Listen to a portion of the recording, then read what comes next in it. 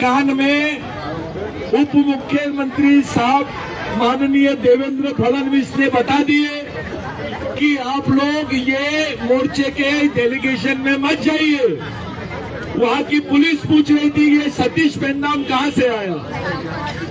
ये लोग पूछ रहे थे कि ये डेलीगेशन सूरजगढ़ पे क्यों बात करना चाहता है, ये डेलीगेशन डीपीटी पे क्यों बात करना चाहता है, ये डेलीगेशन आरक्षण पे क्यों बात करना चाहता है। साथियों, ये जितने लोग हैं, पूरे 25 आमदारों की मीटिंग हुई विधान भवन में, और ये विधान भवन में आमदारों के माध्यम से बताने की कोशिश जारी थी कि भैया हम लोग खुद समाज के बारे में सोच रहे हैं। लेकिन जितने आमदार थे ये पूरे गांडू आमदार थे, एक भी आमदार उसने तुम्हारे बारे में बात नहीं की। बाद में प्रस्ताव आया कि हमारे आदिवासी मिनिस्टर से मिलिए आप।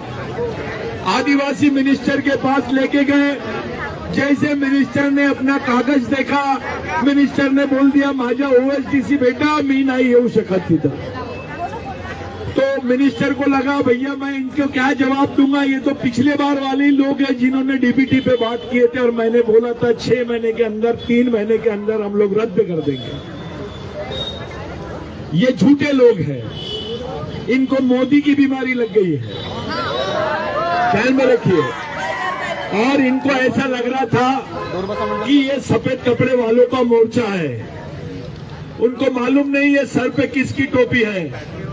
जो देश का बाप है, जो महात्मा गांधी का गुरु रहा है, डॉक्टर बाबा साहब आम्बेडकर का आदर्श रहा है, उस बिरसा मुंडा की औलाद है हम, उस बाबूराव शर्माके की औलाद है जिसने जवानी में तुम्हारी उम्र में अपने आप को समाज के लिए कुर्बान कर दिया। जो लोगों के हम वंशज थे, आज जो तुम लोगों ने बैठे हैं, इतना देर आप लोग जो बैठे हैं, ये इस बात का प्रमाण है कि अपनी बात रखने वाला वहां कोई नहीं है।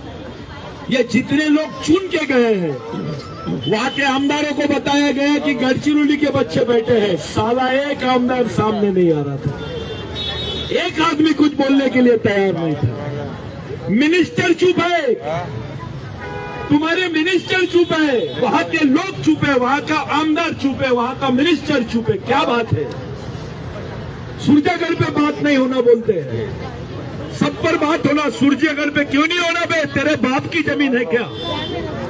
ये आदिवासी समाज की जमीन है और वो जमीन छीनने का षड्यंत्र कर रहे साथियों। 1000 करोड़ रुपए रोज मिलता है इनको वहां से, और उस एरिया से मिलता है जिस एरिया के लोगों के बदन पे कपड़े नहीं है, उनको खाने को रोटी नहीं है। वो लोग कौन सी हालात में जीते हैं, वो लोगों के भरोसे ये लोग 1000 करोड़ का बिजनेस कर रहे हैं। ये माइनिंग जो हो रही है ये इलीगल माइनिंग है, इसलिए आपके सामने बात नहीं करना चाहते हैं। इनको मालूम है कि भाई ये कौन सा सवाल खड़े करेंगे, इनको मालूम है ये पूछेंगे कि आप कौन से कानून के तहत यहाँ की जमीन आदिवासियों के अधिकृत किए हैं। इनको मालूम है ये पूछेंगे भाई डीबीटी का मतलब क्या है। इनको ये मालूम है ये आरक्षण के बारे में पूछेंगे कि तू सुप्रीम कोर्ट से बड़ा हो गया है क्या। इनको ये मालूम है ये आश्रम शाला के बारे में पूछेंगे कि वहां जो बच्चों का बलात्कार हो रहा है वो कैसे हो रहा है, क्यों हो रहा है। आश्रम स्कूल के बच्चों के साथ में जो हो रहा है वो किसी बच्चों के साथ में नहीं होता है। जो 5 साल का बच्चा होता है जिसको कुछ नहीं समझता है वो